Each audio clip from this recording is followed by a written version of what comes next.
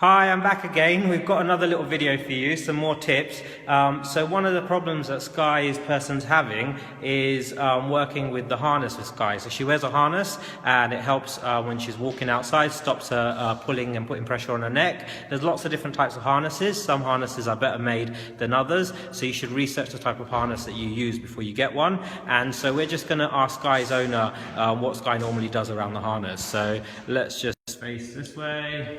Hello, so I'm Sky's owner. Problem we've got at the moment is we've tried a few different harnesses, but every single harness we get, when it's time to go walking, she gets all excited, but as soon as we get the harness out to put it on her, she runs off around the kitchen and I end up having to chase her around the kitchen to try and put the harness on. So a bit of a problem. Okay. Sky's owners bought a new harness this week. They bought a Julius Canine harness. Now these harnesses are great in terms of, I like the rigid, they're quite rigid. So what happens is the dog can easily stick their head in if they wanted to, and it's not that much hassle. The only things with these harnesses I do say is they can be uncomfortable under the sort of joints, under the elbow area and the leg area. So just make sure they don't rub and make sure they're fitted correctly. With harnesses, you do have to be careful. I normally recommend, hi Suzanne is asking, what kind of harness do I normally recommend? I normally recommend Perfect Fit harnesses by Dog Games, or the T-Touch harness. They're both really good because they sit clear of sort of joints and rubbing underneath the dog, and also they're not so heavy because we don't want necessarily putting lots of jewelry on the dog that weighs them down. And especially when you have puppies, you want to have a good harness because you don't want to affect their joints and the development by putting a bad harness on them. So I'm just going to pass the camera over and I'm going to show you how we're going to build up a positive association with the harness, and we're going to use the same technique that we used for the lampshade earlier today. So I'll pass the camera over to you, and I'm going to perhaps see if Sky wants to come and play with me. I'd rather than chase Sky around. She's really busy with a hula hoop there, having lots of fun. So I'm going to pull her over the Sky, touch, good girl.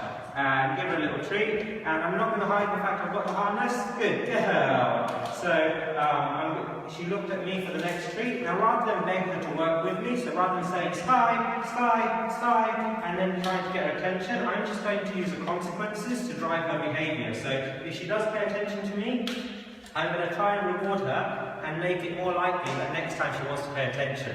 So when she comes and pays attention, good girl. I'm going to use a £50 note, a piece of ham, and give that to Sky and see if that drives her to want to pay attention to me more the next time. Now you can see she's starting to avoid a little bit, so when she eats the treat, she looks away, she doesn't necessarily pay attention to me straight away. It could be because she doesn't like the harness, so she's a little bit conflicted. So what she's doing is showing an appeasement behaviour and saying, after I eat the treat, I'm just going to pretend you're not there or the harness is not there. She could be playing elephant in the room with the harness.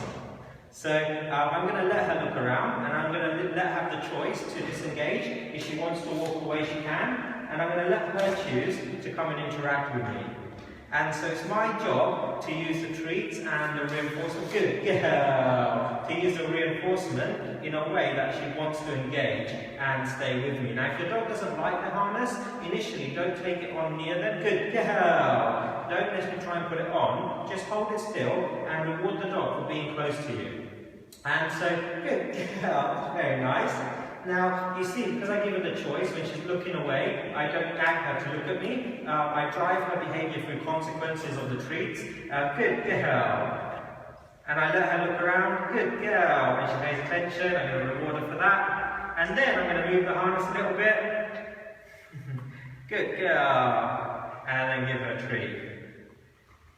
And then we're going to move the harness around a little bit again. If she stays there, then I give her a treat. And I'm trying to distract her with the treats. Good girl. So I'm going to try and get the treats out my hand. And then when she looks, move the harness. Good girl.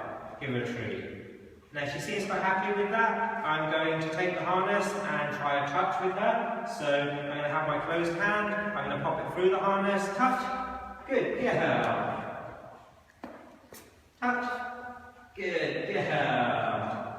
And then I'm going to try it again this time, but I'm going to have my hand further away from the rim. Good girl. And we're going to try and do that again. Good girl. Now if the dog doesn't like the harness, one of the things I would recommend is sometimes when they do stick their head near the harness, just take it away and then have them reapproach. If they're really close to you, try not to take it this way. You can see she didn't like that. She ducked away and backed away. So I always hold the harness away from her and see if I can get her to guide into it. And if she wants to back away, she can. If she stays there, lots of good things happen. Good girl. So if she stays there, I'm going to pay her and I'm going to drive her behaviour through consequences. Good girl. Good, very nice. Do you want to come and help me again, Isabel? So we'll get Isabel, who's a superb trainer. She's going to be an excellent trainer one day. Okay, so should I hold the harness for you and do the touch? And you can give her 1 or 2 treats. Throw a treat away from her so she moves away for a second. Good, excellent. And then when you're ready, you're going to do a little touch through here. Okay? Excellent, good. And then we'll try again and we'll do another touch. So you can give her a treat, perfect. And I'll give you a few more treats. Excellent, good job. Now you're going to take a couple of steps away from her and ask her to do a touch. Okay? Touch. Good job. Excellent. Sky, touch. Good. And I'm just going to take the harness off again. Now when I take the harness off, I just don't want to hit the dog's ear and all the rest of it when I'm taking it off because it becomes uncomfortable. So I'm going to hold my hand, Sky, touch, and have her back out. Are you ready? Okay, so I'll throw the treat away from her first. And then get ready. And we'll see. Good, excellent, nice. And we'll see if we can get to come a little bit further. There we go, beautiful. And I'm going to left press the harness on her, and you're going to do a few touches. Touch. Good job. Take a couple of steps back, try a touch. Good. Now, this time, let's have no treats in your touch hand. Get the treat out after she touches. Okay, so ask her for a touch. Touch. Good, and then give her a treat. Perfect. And you can tell the big girl as soon as she touches your hand. Okay, strike, touch. Good. Okay, you want to turn next? Wait, touch.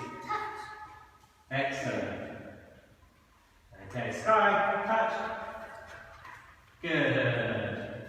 And I'm going to ask her to take the harness off. So, sky, back. Good. Okay, you ready?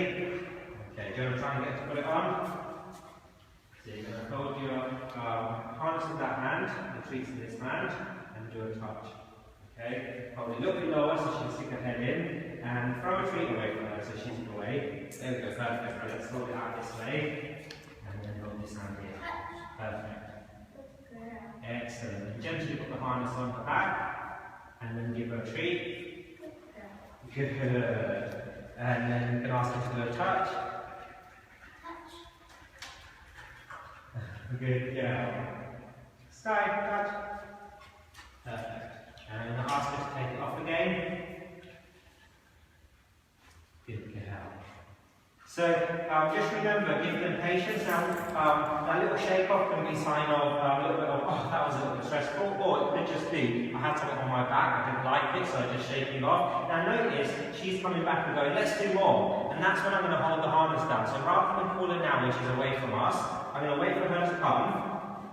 And she's like, who am I working with? She's like, let me try doing a touch. And Isabel's doing a really nice job of just ignoring her for a second. So when she comes back and asks for a touch, I'm going to ask her to put the head through the harness. And then Isabel, you ready? Ask her for a touch. You have a treat. Ask her for a touch first, then I'll come and give you a treat.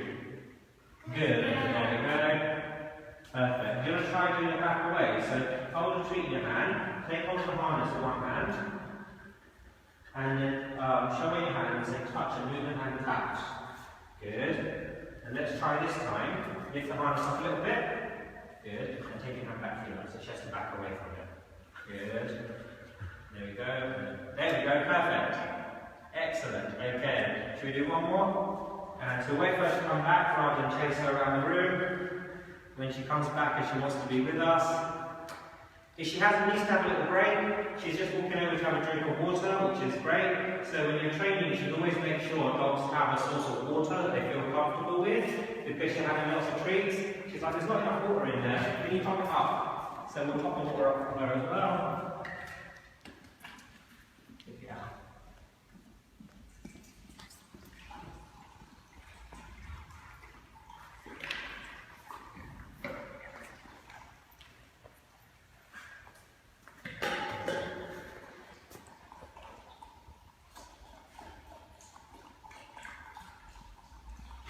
So if you just tuned in, you see a dog drinking. This is actually really important. A lot of people won't have a water bowl down when they're training, and if the dog is thirsty, how can they concentrate on working with me if she needs a drink? And there, she was able to go and have a drink, straight away come back and focus on me. So if the water bowl is down there, she has a choice. If she needs a drink, she goes and has a drink.